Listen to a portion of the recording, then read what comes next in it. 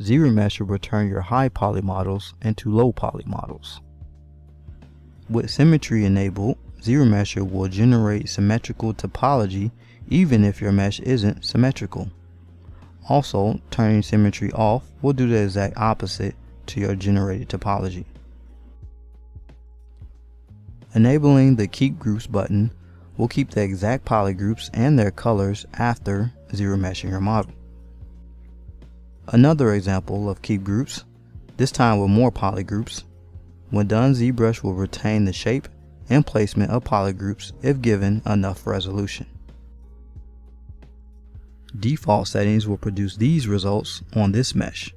Enabling the Detect Edges button will produce slightly better topology along with creased polygroups generated from Detect Edges.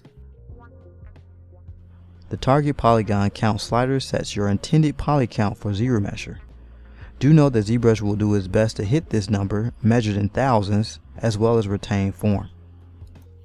Your current poly count can be seen on your title bar located here.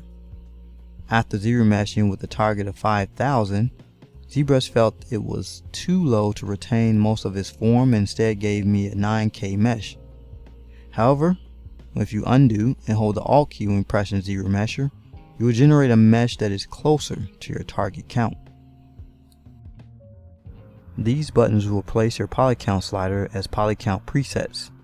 The first one is half. Enabling this button before ZRemeshing will generate a mesh with roughly half of your current poly count. The same button when enabled will generate a mesh with similar poly count to your original mesh. Experiment with these specific settings to generate low poly versions of your sculpts.